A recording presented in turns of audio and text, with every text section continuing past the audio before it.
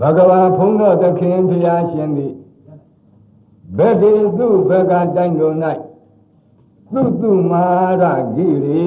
မြို့တဲခြင်းအခါမိကြောင့်အတန်ပြုမှုအစွဲပြု၍သူမာရဂိရအမိရသောမြို့၌သူမာရဂိရမြို့၏အနီးဖြစ်သောဘေသကလာဝနေဘေသကလာအမည်ရှိသောဘလူမဆိုးအပ်သောကြောင့်ဘေသကလာအမည်ရသောတောအုပ်၌မိဂရာယေသာတို့ကိုဘေးမဲ့ပေးရာတောအုပ်၌ဝိဟရတိဣရိယာပထမြတ်တရှင်ပြုံးတရင်သုံးနေထိုင်တော်မူစေဖြစ်ပါပေ၏တချိန်ကလို့ဆိုရတယ်မဟာတက္ကရာတရားသုံးခုနဲ့တဘိုးတော်လဇန်ရှိရနေ့မြတ်စွာဘုရားသည်မဂဓတိုင်းရာဇဂိုမှရောက်နေတော်မူတာအမှန်ပဲသို့သောရာဇဂိုနဲ့အခုပြောတဲ့ဘက်ကတိုင်းသူမာရဂိရမြို့ဆိုတာတစ်ဆက်တည်းဒီနေရာရှိပါတယ်အဲဒီသူမာရဂိရမြို့အနည်းဖြစ်တဲ့ဘေသကလာခေါ်သောသားကောင်တို့ကိုဘေးမဲ့ပေးရတောအုပ်ထဲမှာဘုရားသတင်းသုံးနေစေရှိပါတယ်အနောက်လောက်ကနေပါလိမ့်မယ်ရာဇဂိုရဲ့အနောက်စီလောက်ကအဲဒီတော့အရှင်မဟာမောဂလန်ကဘယ်မှာလဲလို့ဆိုတော့ဒေနာခောပနာသမယေနအာယသမမဟာမောဂလနောမဂတိတုကံလဝါလာပုဒ္ဒဂာမိပသလာယမနောနိသိဏောအဟောတိဒေနာခောပနာသမယေနထိုးတို့ဘုရားဘက်ကတိုင်းသူမာရဂိရမျိုးဤအနိဘေသကလာမြေသောဘေးမဲ့တောကြီး၌သတ္တန်သုံးလေးထိုင်တော်မူခြင်းအခါကာလ၌အာယသမမဟာမောဂလနောအရှင်မဟာမောဂလမထေရသည်မဂတိသူမဂဒတိုင်းတို့၌ကံလဝါလပုဒ္ဒဂာမိပံကံလဝါလပုဒ္ဒအမည်ရသောရွာဤအနီးတောအုပ်ကြီး၌ပသလာယမနောဇင်းကြံဥဝယ်9ရက်ပတ်လုံးမနာမနေဇင်းဉဏ်လျှောက်ကတရားအလုံးအားထုတ်သဖြင့်ကိုယ်တော်ပင်ပန်းနွမ်းနေရကငိုက်ကြီးစေရဲ့နိဗ္ဗာန်တော်ထိုင်နေတော်မူသည်အဟောတိဖြစ်ခဲ့လေပြီ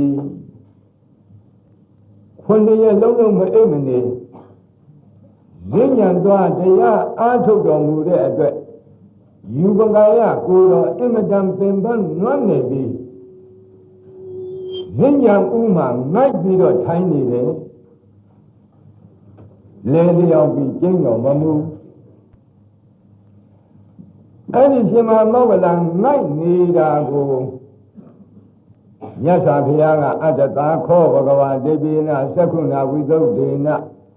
အတိကန္တမနုသကေနအာယတမန္တံမဟာမောဂလနံမဂတိတုကံလဝါလပုဒ္ဒဂာမိပသလာယမနမိကိဏံသင်္ဃာယနာတိမထေမြတ်တို့စကားဆက်ဆက်ပေးတယ်အဲ့ဒီလိုရှင်မဟာမောဂလမဂဒတိုင်းကန္တဝါလပုဒ္ဒအမြင်ရတဲ့ရွာရဲ့အနီးတောအုပ်ကြီးထဲမှာဇင်ကြံဥ၌မိုက်ကြီးတော်မူနေတာကိုဘုရားကိုယ်တော်မြတ်ဒိဗ္ဗစက္ခုအဘိညာဉ်ဖြင့်ဘက်ကတိုင်းသူမာရဂိရမြို့ဤအနိဘေသဝလာဘေသကလာမည်သောတောအုပ်ကြီးတရင်သုံးတော်မူရင်းကမြင်တော်မူတယ်ဒိဋ္ဌဝနာတရားထာပိနာမဗလဝါပုရိသောသမိန်စီတံဝါဘာဟံပတာရိယပတာရိတံဝါဘာဟံသမိန်တေယဧဝမေဝဘဂေသူမာရဂိရိဘေသကလာဝနေအန္တရဟိတောမဂတိသူကံလဝါလာပုဒ္ဒဂာမိအာယသမတောမဟာမောဂလနတသံမုခေပါတုရဟောတိဒိဗ္ဗစက္ခုအဘိညာဉ်နဲ့မြင်တော်မူပြီးလင်မဲ့ဘုရားကိုယ်တော်မြတ်ကြီးဘက်ကတိုင်း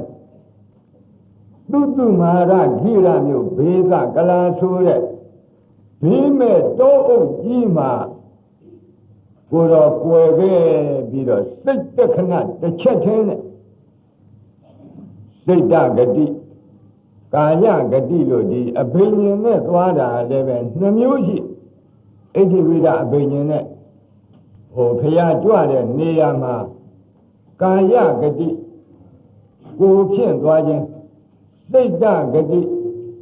Sit a la Pian Dwajin Lu Namuji Any Namuma Kaya Gadi Suranga Alum Jabu de Dai Yasapiaga Shinanda Yahan you be there now, downwarding the Nabi Kodwade Akajaro. Lama she the do Tega, Ayuni will mean on to that. Sit at one as Walu, mean the Chiba. Any Lama she the Ayuni will go Bagadi, Landwajan, mean the Bedu, mean on Dwajan Yogo, Kaya Gadi. Yubagaya at one you can do. Sita Gadi, Siti Adwamu Chin, Dwade Suranga, Sita Kana the Chetene, Nido Muyin, Ayaga Nibido, Kudo, Alushide, Niago, Sita Kana the Chetene, Yawdwada. Edilu Adwamu, Sita Gadilu Kova, Edivida, Benino, Edivida, Benine, Bedwan.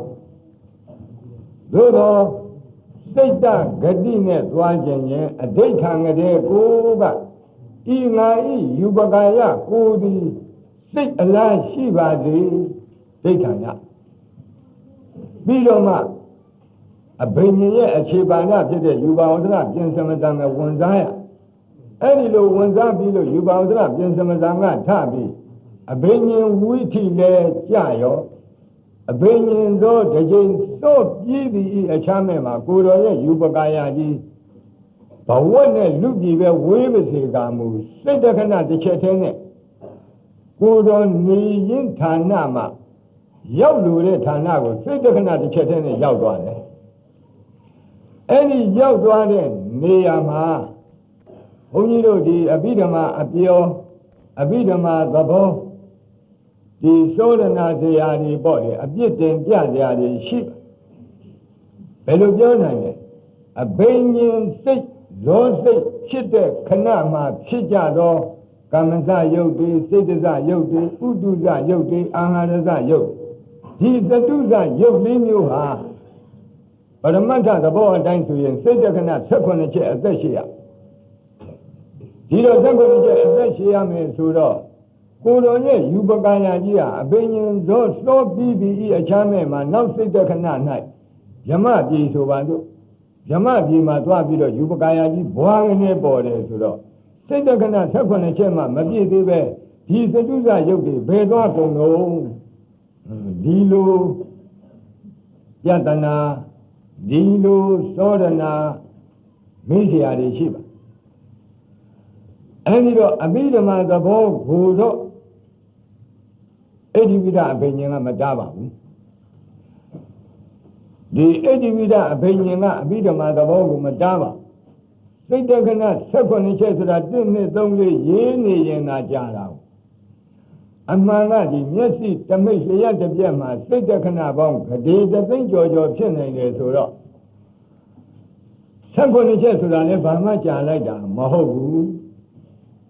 A man that you are Lucian body, Dudia, Seta Canana, Yamadi, one in a board of bed to Tia, King you on Miami, whom I yelled one. Eddie at one you will say that Gadijin, 80 Vida, Benyanet, Wajan, Kovan. Agu, Bega Dine, Beza, Kalato, Oka, Nedido, Shima Mogalan, the Rindom, Magada Dine. Kanla wala Boga Yuaye and Do Girego Paya Juala Sura Seta Gadi Alakin Juala, the Seta Kana, the Chelama, Bumene Yao Eddie Nia Muma Sarenga Bate Yoda Dom Sura Diata Binama Balawa Buri thought the main Zitama Bahambadaria ပသာရိတံဝါဘာဟံသမိန်တိယလောကဥပမာအဖြစ်အာဂုံမောင်းတန်ယောက်ျားတစ်ယောက်ဟာကွေးထားတဲ့လက်ကိုဆန့်လိုက်သလိုဆန့်ထားတဲ့လက်ကိုကွေးလိုက်သလိုအဲ့ဒီလိုအချိန်ကလေးအတွန်းမှာပဲဘက်ကအတိုင်းမှာကွယ်ခဲ့ပြီးတော့မဂဒတိုင်းကန္လဝါလာဗုဒ္ဓဂါမရွာရဲ့အနီးတောအုပ်ကြီးထဲမှာရှင်မမောက္ကလန်ရဲ့ရှေ့မောက်မယ်ဘုရားကိုယ်တော်မြတ်ကြီးဘွားကနေပေါ်ရောက်လာတယ်ရောက်လာတယ်ဆိုရင်ရှင်မောက္ကလန်ငိုက်နေတယ်ဘယ်နဲ့လို့နိတိတိဘဂဝါပညာတိအာတနေဘဂဝါမြတ်စွာဘုရားသည်ပညာတိငကိုကခင်ထားပြီးဖြစ်သောအာတနေနေရာ၌နိတိတိထိုင်နေတော်မူပြီဘုရားလက်ထက်တုန်းကယောဂဝဆရအရှင်မြတ်များတရားအားထုတ်တဲ့နေရာ၌မိမိတို့နေရထိုင်ကလေးများအပူရှိရင်ဘုရားကြွလာရင်သတင်းသုံးအသင့်ထိုင်နေရန်ဆိုပြီးတော့နေရာလေးခင်းထားတတ်အဲ့ဒီလိုနေရထိုင်လေးမှမခင်းနိုင်အောင်ပဲဆင်းရဲတဲ့ကိုယ်တော်ဆိုရင်ဘာမှမတတ်နိုင်ရင်တမျက်ကလေးလှဲပြီးတော့တလင်းကလေးသာသာရာလုပ်ပြီးဒီအငမ်းမဲ့ပြည့်ရွက်ကလေးများနေရပါခင်းပြီးတော့ထားတော်မူတတ်ကြအဲ့ဒီနေရာလေးဒီဘုရားကြွလာလို့ရှိရင်အယံသင့်ထိုင်ဖို့နေရာဖြစ်ပါအခုလည်းပဲမြတ်စွာဘုရားဟာရှင်မမောက္ကလံငကိုကဘုရားကြွလာရင်အယံသင့်ထိုင်ဖို့လို့ခင်းပြီးသားရှိတဲ့နေရာဘုရားကိုယ်တော်မြတ်ထိုင်မိပြီ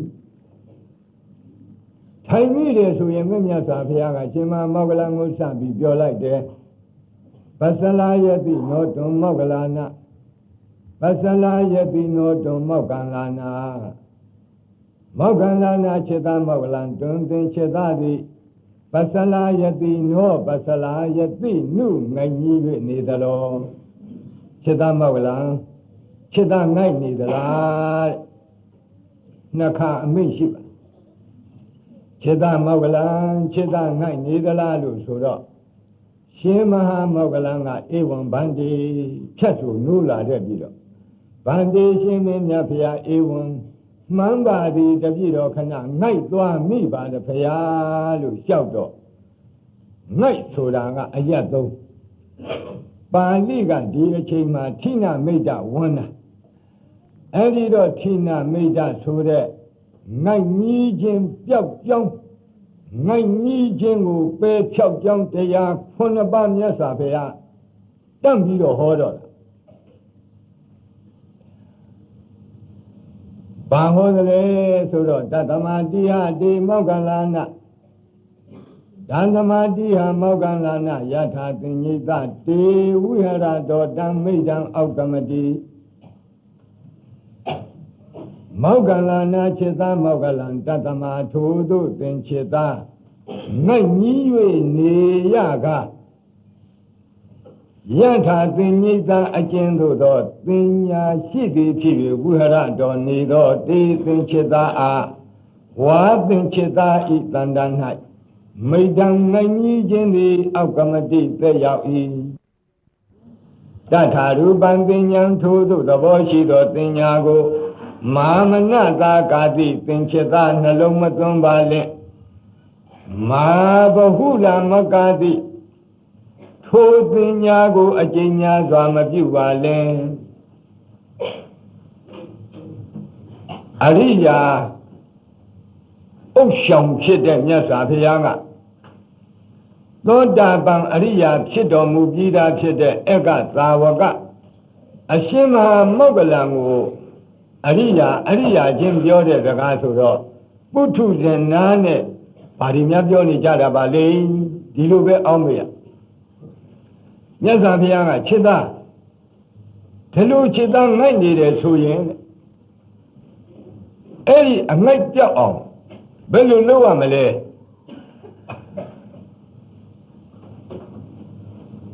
အဲ့ဒီจิตမငိုက်ခင်အနိစ္စပညာကိုจิตနှလုံးသွင်းနေတယ်ဆိုပါလို့လို့မဟုတ်ဒုက္ခပညာတို့မဟုတ်အနတ္တပညာတို့မဟုတ်အတုပပညာကမ္မထံတစ်ခုခုကို မှတ်ပြီးရှုပြီးတော့နေတဲ့ဆိုပါစို့အာနာပါနနဲ့ပဲရှုအာနာပါနနဲ့ပဲနေ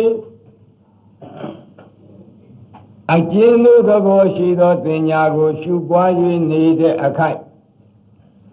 ငတ်ကြီးခြင်းဆိုသောမိတ္တတရား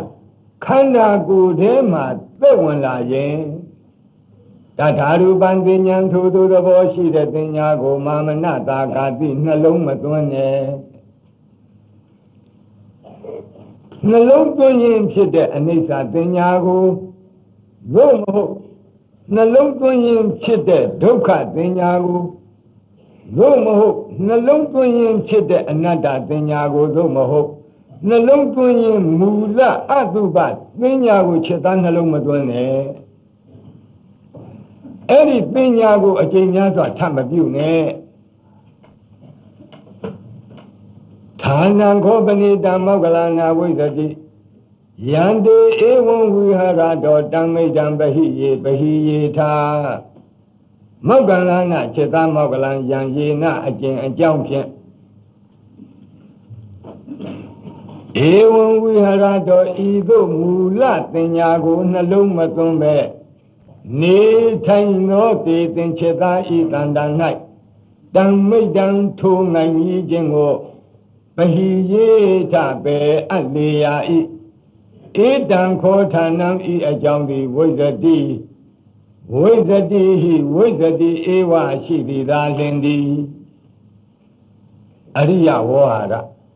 သဘာဝနိရုဒ္ဓိခေါ်ပါจิตသား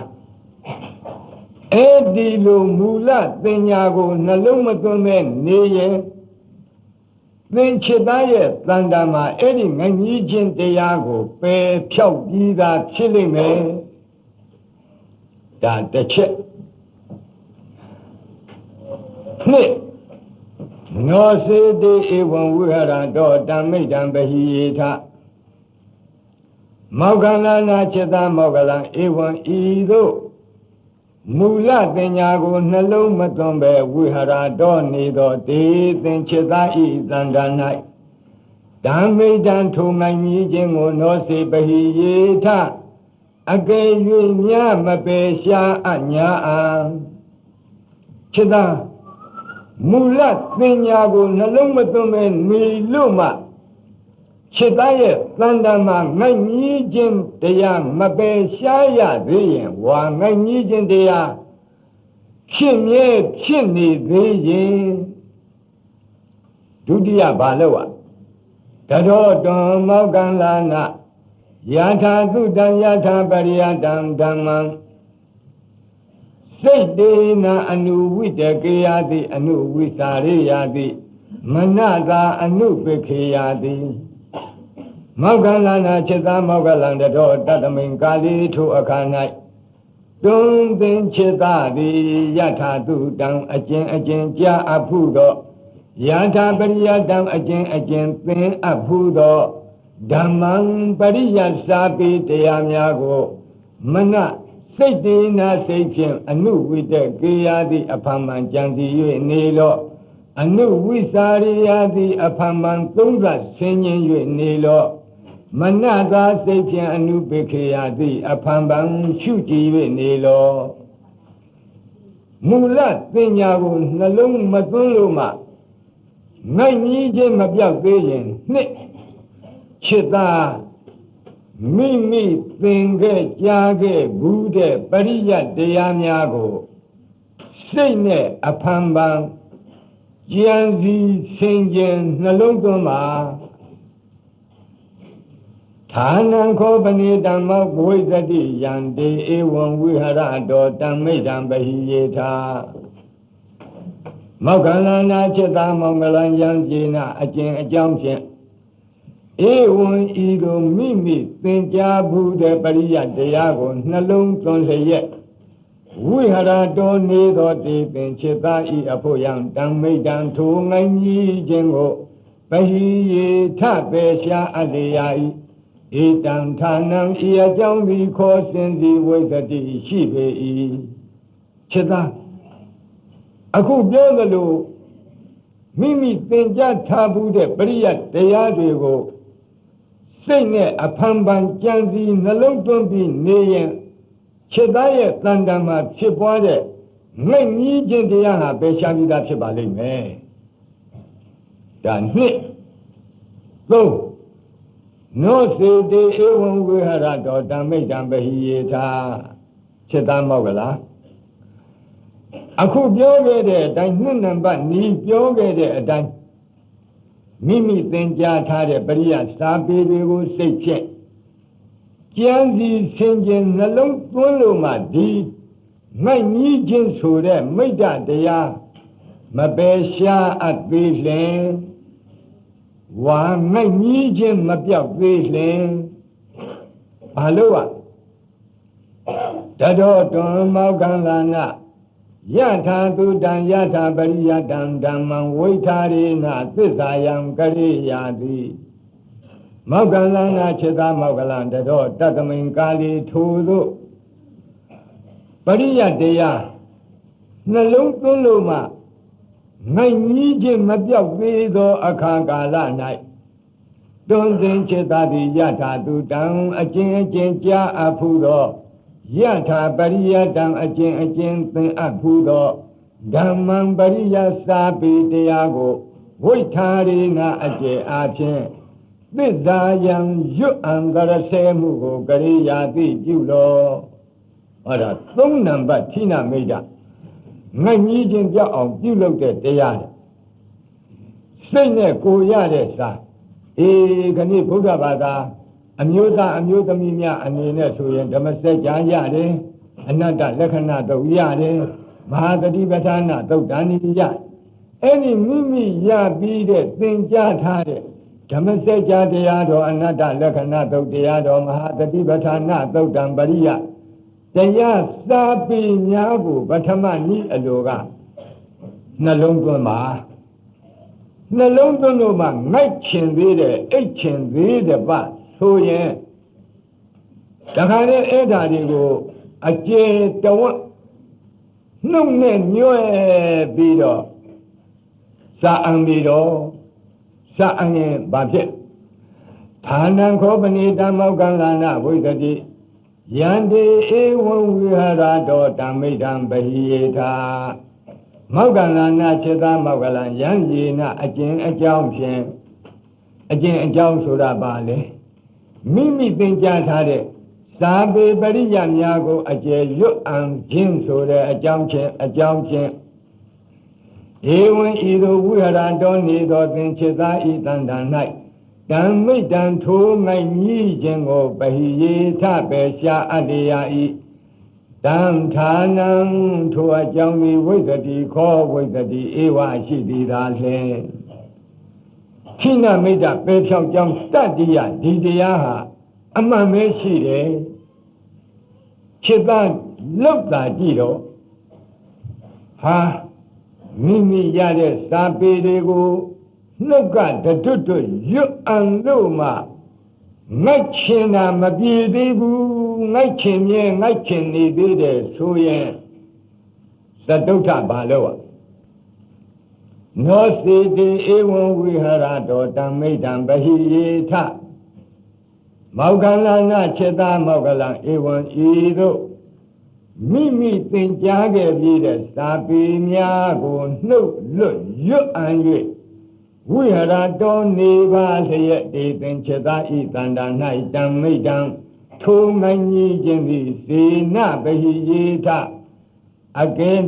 နောစေပဟိယေထအကယ်၍မြမပယ်ရှားအသေးဘူးပါဆိုလျင်စာအံလို့မှဒီငိုက်ချင်းတရားမပြောက်သေးဘူးမပယ်ရှားအသေးဘူးပါဆိုရင်သတုဋ္ဌဘာလို့တတော်ဓမ္မကလနာဥဘောကန္နာသောတာနိအာဝိစေယာတိပါဏိနာကတ္တာနိအနုမေစေယာတိမောကလနာခြေသာမောကလံတတော်တတမိန်ကာလီထိုအခါ၌တွန်းသင်ခြေသာသည်ဥဘောကန္နာသောတာနိနှစ်ပြင်းရွက်နှစ်ဖက်တို့ကိုအာဝိစေယာတိလက်နဲ့ဆွဲပါအငိုက်ပြောက်အောင်လုပ်တဲ့နည်း ဟုတ်လားဟောဒီဟောဟုတ်လားနဘန်နပြင်းလက်နဲ့ပေါ့လေဘေးပြန်ညာပြန်ဆွဲဈာနဲ့ပဲလားလို့ဆိုတော့ပါဏိနာကတ္တနိအနုမေစေယာတိဘယ်ဘက်နဲ့ညာဘက်ကိုပုတ်ပေးညာဘက်လက်ဖြင့်ဘယ်ဘက်ကိုပုတ်ပေးပါပါဏိနာဘေညာနှစ်ဖက်လက်ဖြင့်ကတ္တနိဝေယာနှစ်ဖက်ဖြစ်တဲ့ကိုတို့ကိုအနုမေစေယာတိအဖန်ပန်အထထပွတ်သက်၍ပေးပါလောအငိုက်ပြောက်အောင်လုပ်တဲ့နည်းရစင်ထခတ်ဖို့မဟုတ်ဘူးမြတ်စွာဘုရားသတုဋ္ဌအငိုက်ပြောက်အောင်လုပ်တဲ့နည်းကကိုယ်နေရွက်နှစ်ဖက်ကိုကိုယ်လက်နဲ့ဆွဲပေးတယ်ဟာဒါနဲ့မှမရသေးဘူးဆိုလို့ရှိရင်ဘယ်ဘက်လက်နဲ့ညာဘက်ကိုဘိုင်းကိုပုတ်ပေးညာဘက်လက်နဲ့ဘယ်ဘက်ကိုဘိုင်းပုတ်ပေးမျက်နှာကိုလက်ဝါးနဲ့ပုတ်ပေးဟာတခါလေရားလို့ပုတ်တယ်လို့ပေါ့စိတ်ကူးနဲ့အိမ်ကြတော့ပုတ်ကြည့်ပါဟုတ်လားအဲ့လိုပုတ်ကြည့်ရင်ဘာဖြစ်မလဲလို့ဆိုတော့ဌာနံခောပနိတံဝိဒတိယံတိဧဝံဝိဟရတောတံမိတံပဟိယေထာမောက္ကလနာจิตမောက္ကလယံယေနာအကျင့်နှစ်ရွက်နှစ်ဖက်ကိုထွေး၍ပေးခြင်းမိမိရဲ့ခန္ဓာကိုယ်ကိုအဖန်ပန်ပုတ်တ၍ပေးခြင်းတည်းဟူသောအကြောင်းဖြင့်ဧဝံဝိဟရတောဤသို့နေသောတေသင်จิตသာဤတန်တန္တ၌တံမိတံထိုးငိုင်းကြီးခြင်းကိုပဟိယေထပေရှားအလျာဤဒီတံဌာနံဤအကြောင်းဒီခေါ်စဉ်စေဝိဇ္ဇတိဧဝအထင်အရှားရှိသည်သာလင်ဒီလေးခုမြောက်နေရွက်ဆွဲလို့မိမိကိုယ်ကိုလက်နဲ့အဖန်ပန်ပုတ်တိုက်လို့မှပုတ်သက်လို့မှအိတ်ချင်မပြေသေးဘူးအငိုက်အမီးမပြောက်သေးဘူးဆိုရင်ပင်စမမြောက်ဘာလို့ရမလဲနောစေတေဧဝံဝိဟရတောတံမိတံပဟိယေထာဤသို့နေပါလျက်ခြေသားဤတဏ္ဍာမဒီငိုင်းကြီးခြင်းဆိုတဲ့မိတ္တတရားမပယ်ရှားရသေးဘူးပဆိုတဲ့တတော်တွန်မောကလနာဥဋ္ဌာယသနာဥဒကေနအခီနိအနုမေစိတ်တဝါမောကလနာခြေသားမောကလံတတော်တတမိန်ကာလီထိုသတုဋ္ဌနီးနဲ့ရွတ်ဆောင်လို့မှငိုင်းကြီးခြင်းမပြောက်သောအခါကာလ၌တွင်သင်จิตသည်အာသနာထိုင်နေရမှဥဋ္ဌာယထ၍နေရာကထဥဒကေနရေဖြင့်အခီနိမျက်စိနှစ်ဖက်တို့ကိုအနုမိစိတ်တော်ဆေးကြောပုတ်တိုက်၍မျက်စိကိုရေနဲ့ပေါ့လက်ဖွားနဲ့ကန့်ပြီးတော့ပေးပြီးဘယ်နဲ့လောက်ရမလို့ဆိုတော့ဒီသာသူယူအယအထောက်အယအောက်အယအထက်အယဆိုတဲ့အယတို့ကိုအနုဝီလောကေယတိအဖန်မှန်လှဲ့၍ကြည့်တော်နက္ခတာနိတာရကရူပနိကောင်းကင်မှာရှိတဲ့နက္ခကျေတာယအပေါင်းတို့ကိုအုံလောကေယတိမော့၍ကြည့်တော်သတုဋ္ဌနီးနဲ့မှမရရဲ့နေရာကထသွားမျက်နှာသစ်ဟုတ်လားမျက်စိကိုပုတ်တိုက်ဆေးကြောပေးတယ်ဆိုတာမျက်နှာသစ်လိုက်ပါမျက်နှာသစ်ပြီးတော့အရှိအနောက်တောင်းမြောက်ဆိုတဲ့တူယူအယ၄ပါးတောင်းလေးတောင်းဆိုတဲ့ဖီလာအယ၄ပါးအထက်အောက်ဆိုတဲ့အယ2ပါးအားလုံးအယ10ပါးကိုအထက်ကြည့်လိုက်အောက်ကြည့်လိုက်တူယူကြည့်လိုက်ဖီလာကြည့်လိုက်ကြည့်ပေးတဲ့ကောင်းကင်မှာရှိတဲ့နက္ခကျေတာယာတွေကိုကြည့်ပြီးမော့ကြည့်ပေးဌာနံခောပနိတံမောက္ကလနာဝိသတိယံတိဧဝံဝိဟရတောတံမိတံပဟိယေထာจิตမောက္ကလံဤကဲ့သို့အယဆဲမျက်နာတို့ကိုရှုမျောမိုးဘော်ကနက္ခကျေတာယာများကိုမော့ပြီးသင်จิตကြည့်ခဲ့လို့ရှိရင်ဖြင့်အဲ့ဒီငိုင်းကြီးခြင်းတရားကိုပယ်ရှားအပြီးသားဖြစ်ပါလိမ့်မယ်အဲ့ဒီမိုးဘောကနက္ခကျေတရားတို့ကိုမျှော်ပြီးကြည့်ခြင်းဟာလည်းပဲငိုင်းကြီးခြင်းကိုပယ်ဖြောက်ကြောင်းတရားတစ်ပါးပဲဒီနည်းနဲ့မှမရသေးဘူးဆိုရင်ဘယ်နဲ့လို့ နောစေတေဝံဝိဟရတောတမိတံပဟိယေထာမောက္ကလနာจิตမောက္ကလံဧဝံဤသို့အယက်ကိုမျောမိုးဘောကကျေတွေကိုကြည့်၍နေပါလျက်တေသင်จิตဤတဏ္ဍာ၌တမိတံထိုးငိုင်းကြီးခြင်းသည်နောစေပဟိယေထအကယ်၍မြမပယ်ရှားအပ်သေးဘူးပဆိုလင်ဤနည်းနဲ့ငိုက်ကြီးခြင်းဆိုတဲ့မိတ္တတရားမပယ်ရှားရသေးဘူးပဆိုလင်နောက်တနည်းရှိသေးတယ်ဘယ်လိုလုပ်တတော်တုံမောက္ကလနာအာလောကသင်္ညာမနတိကရေယာတိဒီဝါသင်္ညာအဋိဋ္ဌဟေယာတိမောက္ကလနာจิตမောက္ကလံတတော်တသမိန်ကာလီထုအခါ၌တွင်သင်จิตသည်အာလောကသင်္ညာအာလောကသင်္ညာကိုမနတိကရေယာတိနှလုံးသွင်းသောဒီဝါသင်္ညာနေဟုသောအမှတ်ကိုအဋိဋ္ဌဟေယာတိစောက်တည်လေလောကျေနက္ခတာယအယမျက်နာတို့ကိုကြည့်လို့တောင်မှအိတ်ချင်တာမပြောက်သေးရင်จิตအာလောကသင်္ညာကိုပွားအာလောကသင်္ညာဘယ်လိုရှာပြီးပွားရမှာလဲဆိုတော့နေကိုအိတ်ချင်ရင်နေရောင်ရှိနေရဲ့အယောင်သူရိယာလောကနေရဲ့အယောင်ဆိုတဲ့အာလောကရှိတယ်ညကိုအိတ်ချင်ရင်လရဲ့အယောင်စန္ဒာလောကရှိတယ်အဲ့ဒီနေမှာရတဲ့နေရောင်ညမှာဆိုရင်ညမှာရတဲ့လရောင်ကိုကြည့်ပြီးတော့အာလောကောအာလောကောအာလောကောအာလောကောနဲ့အာလောကကတိုင်းကိုစီးပြန်နှလုံးသွင်းပါအာလောကသင်ညာကိုပွားဆိုတာဒီနေ့မှာရတဲ့နေအယောင်ညမှာရတဲ့လအယောင်လရောင်မရှိတော့နက်ခတ်ရောင်ကျေရောင်မရှိပါအဲ့ဒီကျေနက်ခတ်အယောင်တွေကိုကြည့်ပြီးတော့အာလောကောအလင်းရောင်အာလောကောအလင်းရောင်အလင်းရောင်အလင်းရောင်အလင်းရောင်နဲ့အာလောကကတိုင်းပရိကံကိုအဖန်မှန်ပွားများပါ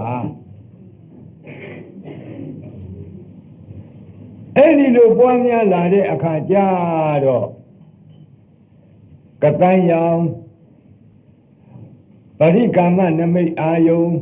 ပေါ်လာလေတော်တော်ကြတော့ဥက္ကဟနိမိတ်အာယုံမနောဒာယနဲ့ကြည့်ရင်အလင်းကြီးမြင်လာတယ်အဲ့ဒီမြင်လာတဲ့အခါကျတော့မှဒီပရိကမ္မနမိတ်အာယုံဖြစ်တဲ့အလင်းရောင်သို့မဟုတ်ဥက္ကဟနမိတ်အာယုံဖြစ်တဲ့အလင်းရောင်မကြည့်ပြီးတော့ဒီဝါသင်္ညာနေဟုသောအမတ်ကိုအဋိဋ္ဌဟေယာတိစိတ်ထဲကစောက်တည်ထားဟာနေလိုပဲစိတ်ကအဲ့ဒီလိုအောက်မေ့စောက်တည်ထားလိုက်ပါနေဆိုရင်အိတ်လို့မတော်တယ်လို့ပဲအခုလည်းပဲအလင်းရောင်ကြီးကရှိနေငါအိတ်လို့ငိုက်လို့မတော်ဘူးနှလုံးသွင်းယထာတိဝါတထာရတိယထာရတိတထာတိဝါဒီဝါနေ၌အာလောကပညာအလင်းရောင်ဆိုတဲ့အမတ်ကိုအဋိဋ္ဌိတာယထာသောတိအတ္တကဲ့သို့ရတိမြင့်၌တထာထို့အတုအဋိဋ္ဌဟေယတိသောတိလောရတိယထာမြင့်မှာကဲ့သို့တထာထို့အတုဒီဝါနေ၌အာလောကပညာအာလောကပညာကိုအဋိဋ္ဌဟေယတိသောတိပါလောနေ့မှာအာလောကပညာပွားတယ်လို့ညမှာလဲအာလောကပညာပွားများဆောက်တည်ပါညမှာပွားများဆောက်တည်တယ်လို့နေ့မှာလဲပွားများဆောက်တည်ပါနေ့နဲ့ညဆက်သွားအောင်အာလောကပညာပွားများဆောက်တည်ပါဧဝံဝိဝတေနစေတသာအပရိယောနတေနသံပပသံစိတ်တံဘာဝိယာတိဧဝံဤသို့လဲဝိဝတေနခိနာမိတ်တဆိုတဲ့အပိတ်တကားကြီးတွေဟင်းလင်းပွန့်ပြီးတော့မိမိသဏ္ဍာန်မှာခိနာမိတ်တရှိနေရင်တကားကြီးပိတ်နေတာပဲအာလောကသင်ညာကိုပွားလို့ရှိရင်ခိနာမိတ်တဆိုတဲ့တကားကြီးတွေကအကုန်ပွန့်သွားလိမ့်မယ် ဝိဝတေနာထိနာမိတ်တာဆိုတဲ့တကရွက်နှစ်ခုပွင့်ပြီးတော့အပရိယောနတေနာထိနာမိတ်တာဆိုတဲ့အမေးအရှက်မရှိတော့စေတသာစိတ်ဖြင့်သဗ္ဗဘာသံဉာဏ်ပညာကြောင့်ဖြစ်တဲ့အလောင်းအယောင်အလင်းရှိအောင်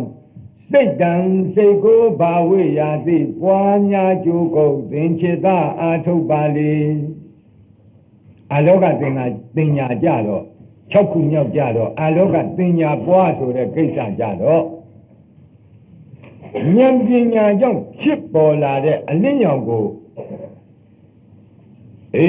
ဝိပဿနာ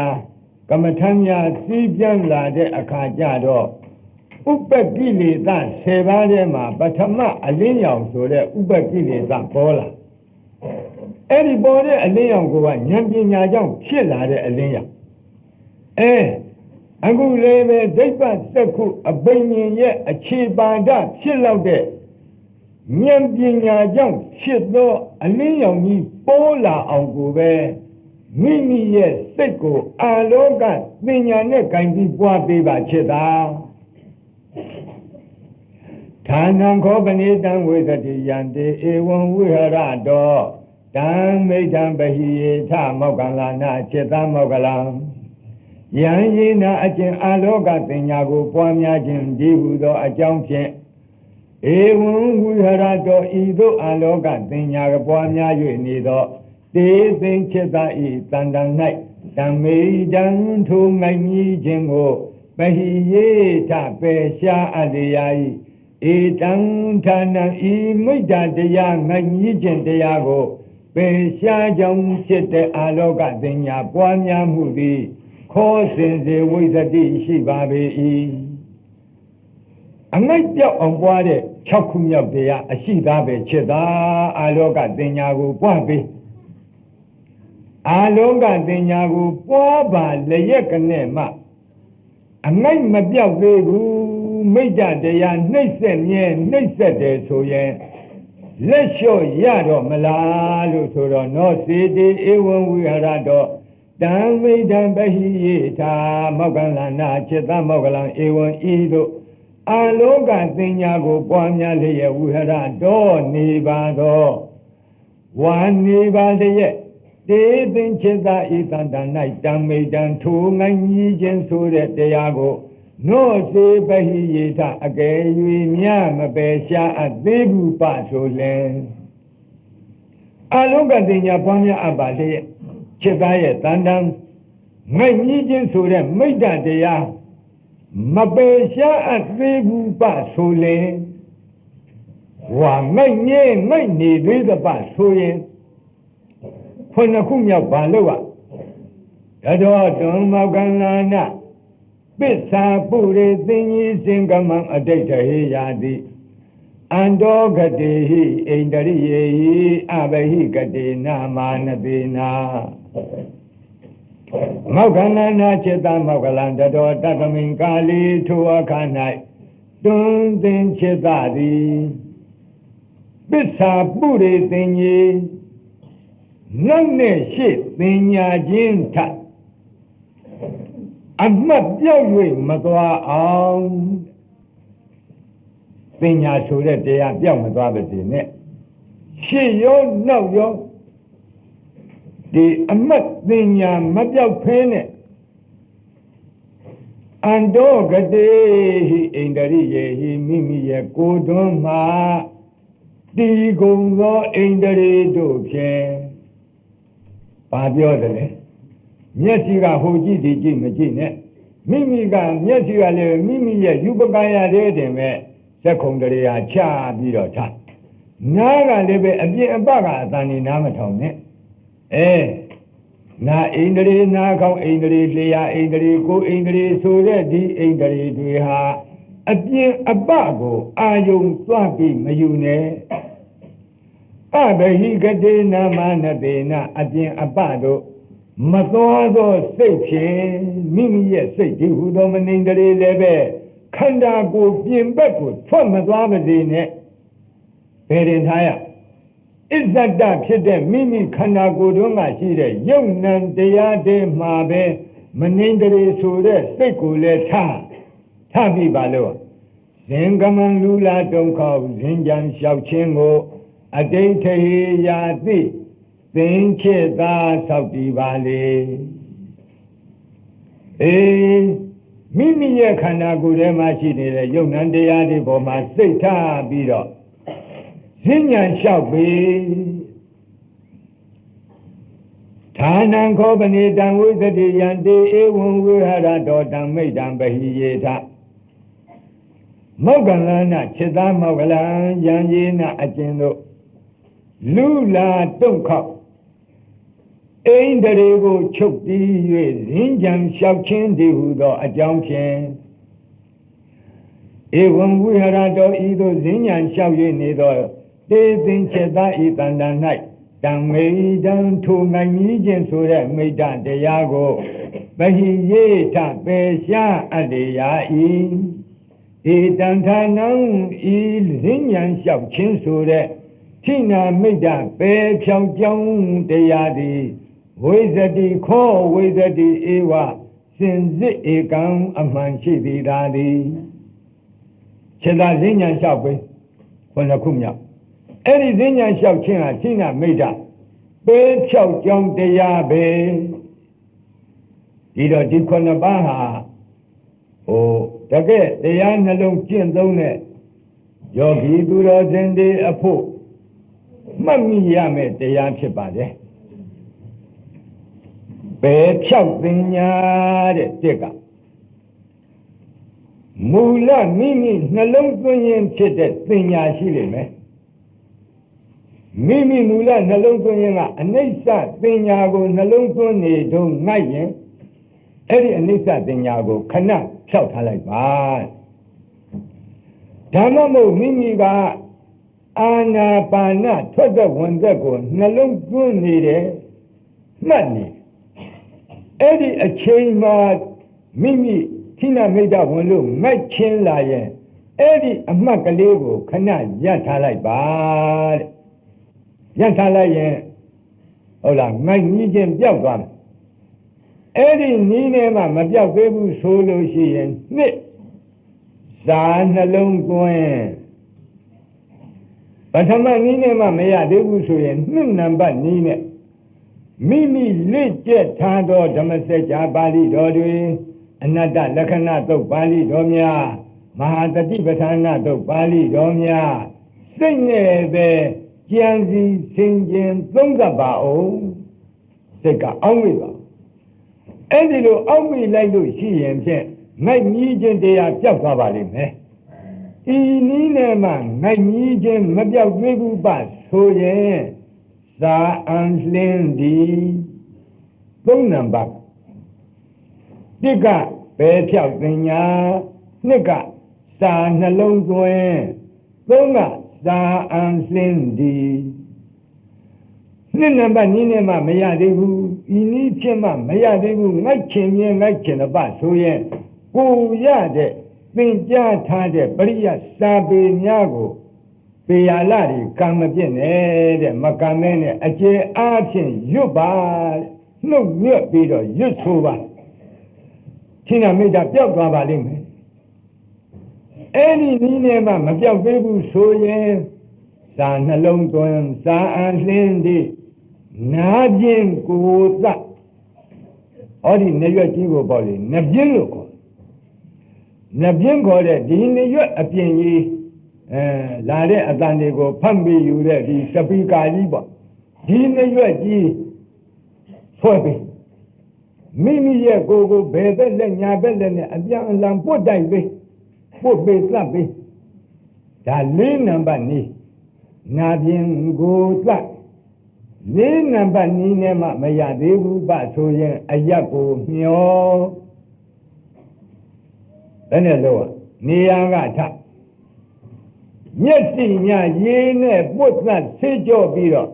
အရှိကြည့်လိုက်အနောက်ကြည့်လိုက်တောင်ကြည့်လိုက်ညောက်ကြည့်လိုက်ထောင်းလေးမြတ်ကြည့်လိုက်အောက်ကြည့်လိုက်အထက်ကြည့်လိုက်ဟိုမိုးပေါ်ကနက်ခတ်ကျဲတရားတွေမော်ကြည့်လိုက်ငါက အယကိုမျောဒါနဲ့မရသေးဘူးဆိုလို့ရှိရင်6အာလောကပွားအာလောကပွားလို့ဆိုလိုပါအယကိုမျောအာလောကပွားအာလောကပွားအာလောကသင်ညာကိုပွားပါအဲ့ဒီအာလောကသင်ညာကလည်းနေ့ငိုက်ရင်နေရောင်ညငိုက်ရင်လရောင်ကြည့်ပြီးတော့အလင်းရောင်အလင်းရောင်အလင်းရောင်အလင်းရောင်နဲ့ပရိကံပေါ့လေအဖမ်းမှနှလုံးသွင်းမှာနေ့မှာအာလောကသင်ညာပွားတယ်လို့ညမှာပွားညမှာပွားတယ်လို့နေ့မှာပွားနေ့နဲ့ညအာလောကသင်ညာတစ်ထပ်တစ်စက်တစ်ဖြစ်သွားအောင်ပွားပေးပါပွားလို့ရှိရင်ဖြင့်ခိနမိတ်္တဆိုတဲ့ငါကြီးခြင်းတရားပေရှားပြီးသားဖြစ်ပါလိမ့်မယ်6ခုမြောက်ဒီနည်းနဲ့မှပေရှားပြီးသားမဖြစ်သေးရင်ဖွန်းရင်းကြံသွားထပ်ပြီးတော့ဒါရင်းကြံလျှောက်ပြီးတော့ခွန်နှစ်ပါးငိုက်ကြီးပျောက်ကြောင်းသည်ပေဖြောက်သိညာစာနှလုံးသွင်းစာအံလင်းသည်နာပြင်ကိုသအယက်ကိုမျောအာလောကပွားရင်းဉဏ်သွားခွန်နှစ်ပါးငိုက်ကြီးပျောက်ကြောင်းသည်ငိုက်ကြီးချင်းပျောက်ကြောင်းတရားခွန်နှစ်ပါးပေါ့ခွန်နှစ်ပါးသောနည်းနဲ့သုံးလို့မှမရဘူးလိုက်မဲ့လိုက်လေအဆုံးရမြတ်စွာဘုရားအကယ်၍ဒီခွန်နည်းနဲ့ကျင့်သုံးကြည့်ပါလေဘယ်လိုနည်းနဲ့မှမရပါဘူးဟုတ်လားခိနမိတ်္တဆိုတဲ့ငိုက်ကြီးချင်းတရားဟာဝင်ရဲဝင်နေပါလေဆိုရင်ဘယ်နဲ့တော့မြတ်စွာဘုရားကဒီကြတော့မရတဲ့အဆုံးကိုအပိုင်းအချမ်းနဲ့စီကံပြီးတယ်ဒါဂရိယာနုယောဂနိကိုဗာပေးလိုက်နောစေတိဧဝံဝိဟရတောတမိတံပဟိယေထမောက္ကလနာจิตမောက္ကလံဧဝံဤတို့လူလာတုံးခေါဇင်းကြံလျှောက်လျက်ဝိဟရတောနိသောတေသင်จิตဤတန်တန်၌တမိတံထိုးငိုက်ညီခြင်းကိုနောစေပဟိယေထအကယ်၍များမပယ်ရှားအပ်သေးဘူးပဆိုလင်ခုနှစ်နည်းသုံးလို့မှမရတော့ဘူးဆိုရင်တတော်တွန်မောက္ကလနာဒက္ခိနိနာပတေနာသေဟသေယံကပ္ပယာတိပါတိပါဒံဣစ္ဆာဒာယတတောသံသနောဥဋ္ဌာဏတင်ညာမနတိကရိတဝါမောက္ကလနာจิตမောက္ကလံတတော်ထို့သို့နိဖုနှစ်ပါးအသုံးပြုတော်လဲငိုက်ကြီးခြင်းတရားမပယ်ရှားနိုင်ပါဘူးဆိုတဲ့အဆုံး၌တွင်သင်จิตသည်ဘယ်နဲ့နေရဒက္ခိနိနာပတိနာလက်ယာနံတောင်းဖြင့်ညာဘက်ဆောင်လျှောင်းကဘယ်ဘက်ဆောင်ပြီးတော့မလျှောင်းနဲ့ဒီပုဂ္ဂိုလ်မြတ်တို့ရဲ့လျှောင်းခြင်းကညာဘက်ဆောင်ပြီးလျှောင်းကလက်ယာနံတောင်းဖြင့်ဘယ်လိုနေရပါတိပါဒံဣစ္ဆာဒာယပါတိညာဘက်ခြေ၌ပါဒံအပေါ်ကရှိတဲ့ဘယ်ဘက်ခြေကိုဣစ္ဆာဒာယအနည်းငယ်ရှေ့နားမှာတိုးထားခြေပေါ်ခြေတင်ပြီးတော့အိတ်လို့ရှိရင်ဆင်းရဲတယ်ဒါကြောင့်ညာဘက်ခြေကိုစန့်တန့်ထားညာလက်ရနံတောင်းလျှောင်းပြီးတော့ညာဘက်ခြေကိုစန့်တန့်ထားဘယ်ဘက်ဒူးကလေးကိုအဲ့ဒီညာဘက်ခြေရဲ့ရှေ့နားရောက်အောင်တိုးထားလိုက်ပါခဏကြာတော့7 နာရီနဲ့အမှတ်ပြုရတာမို့လို့ဥဋ္ဌာဏသင်္ညာဤနာရီဤမိနစ်ကြရင်ဖြင့်ငါထမယ်ဆိုတဲ့အမှတ်သင်္ညာကိုမနတိကရိတဝါနှလုံးသွင်း၍သီဟသေယံချင်းသည်နင်းခဲ့သို့သောလျှောင်းခြင်းကိုကံပေယတိသင်္ချေတပြုပါလေသီဟသေယရှင်မင်းရဲ့အိတ်ချင်းလျှောင်းခြင်းဆိုတာဘယ်လိုလဲရှင်မင်းကဘယ်တော့မှအိတ်လို့ရှိရင်ဒီမူလအိတ်ပေါ့လို့ဆိုကြတဲ့ကိုက လက်နှချောင်းကိုဟုတ်လားဒီလိုထားပြီးတော့ခြေနှချောင်းနေရာကြထားအမြည်ကိုသူ့နေရာနဲ့သူထားပြီးငါခြေလက်အမြည်ငါမအိတ်ခင်ကဒီအနားမှာနေတယ်အိတ်ပေမဲ့လို့အဲ့ဒီလက်ရာခြေရာအမြည်ရာမပြည့်ရတခါလေငြိမ်သက်စွာအိတ်ဒီအိတ်ရာကနိုးရင်ရှင်သေးဟာသူရဲ့ငကိုထားတဲ့လက်ခြေတို့ရဲ့အမီးတို့ရဲ့လက်ရာခြေရာအမီးရာပြက်သလားမပြက်ဘူးလားပထမရှိအဲ့ဒီလိုကြည့်လို့အကယ်၍များသူလက်ထားတဲ့အခြေအနေပြက်တာတွေ့မယ်ခြေထားတဲ့အခြေအနေပြက်တာတွေ့မယ်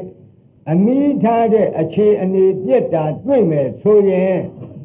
သင်ကဲ့သို့သူရဘောကုံသူရဲဘောကုံနဲ့ပြည့်စုံတဲ့ရှင်သေးအဖို့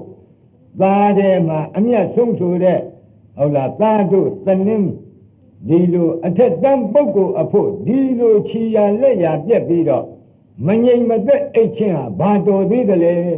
သူ့ကိုယ်သူဓာန်ပေးသောအားဖြင့်အဲ့ဒီနေ့အစာရှာမထွက်ဘူးအငတ်ခံလိုက်အဲ့ဒီလိုအိပ်ပြီးတော့လက်ရာခြေရာအမြည်ရာကိုမှတ်ပြီးတော့အဲ့လိုအိပ်ရာကနိုးတဲ့အခါခြေရာလက်ရာအမြည်ရာပြက်သလားမပြက်ဘူးလားကြည့်လို့မပြက်တာတွေ့တော့မှသင်ကဲ့သို့သူရဲဘောဂုံနဲ့ပြည့်စုံသောရှင်သေမင်းအဖို့ရဤကဲ့သို့မလှုပ်မရှက်မပြတ်မလွတ်ဟုတ်လားတည်ငြိမ်စွာအိတ်ချင်းသည်သူရဘောဂုံနဲ့သင့်လျော်လျောက်ပတ်ပြီးစွာအဲ့ဒီကြတော့မှနှစ်လိုအာယံဝမ်းမြောက်ဝမ်းသာထပြီးတော့ညီးတန်ဒီလေတန်ကြီးတွေများခါပြီးတော့ရှင်သေရဲ့သီဟနာဒခေါ်တဲ့ဖြစ်ကျုံးတာဟိမ့်ဟောက်တံကိုသုံးချက်ဟိမ့်ဟောက်ဟောက်ပြီးတော့မှအစာရှာထွက်ဒါရှင်သေရဲ့အိတ်ချင်းမြတ်စွာဘုရားကလည်းအခုရှင်မောက္ကလံကိုသင်ပေးနေသီဟသေးရရှင်သေမင်းအိတ်ချင်းကဲ့သို့သောအိတ်ချင်းဖြင့်အိပ်ပါဣ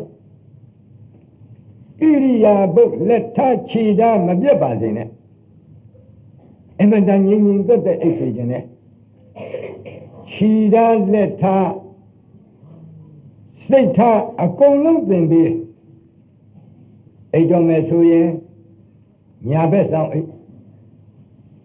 အောက်ခြေဖြစ်တဲ့ညာဘက်ခြေကိုတန်းတန်းထားဘယ်ဘက်ခြေကိုရှေ့နဲ့နည်းနည်းတိုးပြီးတော့ချညာခြေပေါ်ဘယ်ခြေတင်ပြီးတော့မအိပ်နဲ့တော်ကြာတော့ဒုက္ခဝေဒနာတွေဖြစ်လာတယ်အိပ်တာကြောင့်ချမ်းချမ်းသာသာအိပ်ရအောင်အဲ့ဒီလိုခြေတန်းပုံပန်းကိုဖျားနှီးပေးပါလေအဲ့ဒါကာယဒုက္ခဖြစ်အောင်စိတ်တဒုက္ခဖြစ်အောင်တတိတမဇ္ဇံလက်မလွတ်ပါစေနဲ့ငါဤနာကြီးဤမိနဲ့ကြရင်ထမယ်ဆိုတဲ့အမတ်ပညာကိုစိတ်ထဲကမှတ်ထားပြီးမှအိပ်ပါကဲကောင်းပြီအဲ့လိုအိပ်ရင်အဲ့ဒီလိုအိပ်လို့ရှိရင်ဥဋ္ဌာဏပညာကိုနှလုံးသွင်းပြီးအိပ်ရင်ကိုရည်ရွယ်တဲ့နာယီမိနဲ့အချိန်မှနိုးတာဒီသတိသမဇ္ဇံလက်မလွတ်ဖဲနဲ့ဥဋ္ဌာဏပညာကိုနှလုံးသွင်း၍အိပ်ရင်အိပ်ကြည့်အကိုကြီးမှန်းတဲ့နာယီကိုကြီးမှန်းတဲ့မိနစ်အချိန်မှနိုးတယ်။ကိုက်နိုးရင်ဘယ်နဲ့တော့အတိဗုဒ္ဓေနသတေမောက္ခလာနခိတ်ပင်ညေဝပစ္စုဋ္ဌာတဗံနတေယဒုက္ခနာမိဒ္ဓဒုက္ခနာနတေယဒုက္ခနာပတ္တဒုက္ခံနမိဒ္ဓဒုက္ခံအနုယောတောဝိဟရိကာမိတိဧဝံဟိတေမောက္ခလာနာသိခိတဗံမောက္ခလာနာจิตမောက္ခလံပฏิဗုဒ္ဓေနနိုးလာတော့တေသင်จิตသားသည်จิตနိုးလာပြီဆိုပါတော့မိမိမျှော်မှန်းတဲ့နှခကျေတာယာအချင်းရောက်နိုးလာရင်ဘယ်နဲ့လောက်အဟံငါသည်သေယဒုက္ခံလျောင်း၍အိတ်ချင်းကြောင့်ရတဲ့ချမ်းသာကို၎င်းမိပတ္တဒုက္ခံဘယ်ဆောင်ညာဆောင်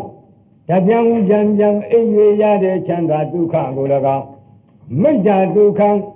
ငိုင်ကြီးရရတဲ့ချမ်းသာဒုက္ခကို၎င်းအနုယုတ်သောအဖန်မှန်ကျိုးကုန်အားထုတ်ပြီးဖြစ်ရနဝိဟရိတာမိငါမနေဘူးဟဲ့ရှိသေးတာအိယာကနိုးပြီးဆိုရင်တခါတဲ့နိုးချင်းဘာလို့ကပက်လက်လှမ်းပြီးတော့ခြီပြစ်လက်ပြစ်တကယ်တအီနဲ့အဲ့ဒီအိတ်တဲ့ချမ်းသာဒုက္ခယူနေသေးတာရှိသေးတယ်စိတ်ကူးကြည့်ပေါ့လေဒါကပက်လက်လှမ်းပြီးအိတ်ဆက်တဲ့ချမ်းသာဒုက္ခယူတာတချို့ကြတော့ဘေးဆောင်းလိုက်ညာဆောင်းလိုက်ဟုတ်လားခြီဆုပ်လက်ဆုပ်ကံရံပြီးတော့ဦးနဲ့ယူတဲ့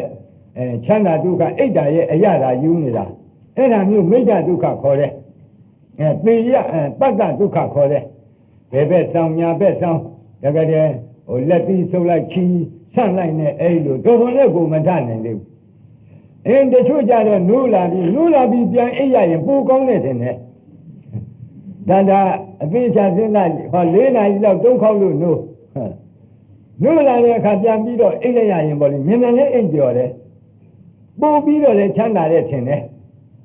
အဲ့ဒီလိုပြန်ပြီးတော့အိပ်တဲ့ချမ်းသာဒုက္ခမျိုးကိုမိစ္ဆာဒုက္ခခေါ်တယ်ခြေသားမဟုတ်လားကိုကြီးမှန်းနဲ့သက်နာကြီးကိုကြီးမှန်းနဲ့နက္ခတ္တာယအဲ့ဒီအချိန်မှရောက်လို့ခြေသားနိုးလာရင်သေရဒုက္ခပဲလက်စမ်းပြီးတော့ခြီးပြစ်လက်ပြစ်ဟုတ်လားချမ်းသာဒုက္ခခံနေခြင်းမျိုးပတ္တဒုက္ခဘယ်ဆောင်ညာပြန်တပြောင်းပြန်လဲပြီးတော့တအီနဲ့ချမ်းသာဒုက္ခခံနေခြင်းမိစ္ဆာဒုက္ခပြန်ပြီးတော့အိတ်လိုက်ရလို့ငိုက်လိုက်ရလို့ရတဲ့ချမ်းသာဒုက္ခခံနေခြင်းဒါကိုအထုတ်ပြီးငါမနေဘူးဟဲ့လို့အဲ့ဒီလိုအောက်မိတ်ပြီးတော့ခိတ်သိင်ရေဝလင်းစွာသာလင်ပစ္စုထာတပံသင်္ချစ်သာထရမယ်နို့ပေါ့နို့ဒီနဲ့ဒီတိုင်းနဲ့မြန်ထခုနကပြောတဲ့သေယဒုက္ခပတ္တဒုက္ခမိစ္ဆာဒုက္ခဆိုတဲ့ဟုတ်လားဒီဒုက္ခတွေခံစားမနေနဲ့နို့ချင်းချက်ချင်းထမောက္ခလနာချက်သားမောက္ခလတေသင်္ချေသာတိဧဝံဟိဤတို့လင်သိခိတပံကျင့်ကြံကြိုးကုန်အထုတ်ရမယ်ခုနှစ်ပါးသောနည်းဖြင့်ငါညည်းချင်းကြောက်အောင်အထုတ်ပါအဲ့ဒီနည်းနဲ့မှမပြောက်တော့ဘူးဆိုတဲ့နောက်ဆုံးမှာဒီစည်းကမ်းနဲ့အိပ်ပါဒီစည်းကမ်းနဲ့အိပ်ပြီးတော့အိယာကနိုးသည်နဲ့တပြိုင်နဲ့ချက်ချင်းထဤတိုင်အောင်သောစကားရဖြင့်မြတ်စွာဘုရားသည်အရှင်မဟာမောက္ကလံအာထိနမိတ်တပေဖြောက်ကြောင်းဆိုတဲ့အကျင့်ပฏิပတ်ဟောပါတယ်ခုနှစ်ပါးပေါ့ပေဖြောက်ပညာစာနှလုံးသွင်းစာအံလင်းဒီနာပြင်းကိုတတ်အယက်ကိုမျောအာလောကပွားစင်ကြံသွားခုနှစ်ပါးငိုင်ကြီးပျောက်ကြောင်းဒီငါကြီးချင်းကြောက်ကြောင်းတရားခုနှစ်ပါးဤတိုင်ဖြင့်မြတ်စွာဘုရားကဌိနမိတ်တာပယ်ဖို့ဟောခန္တီတော့ဗံဟောပြန်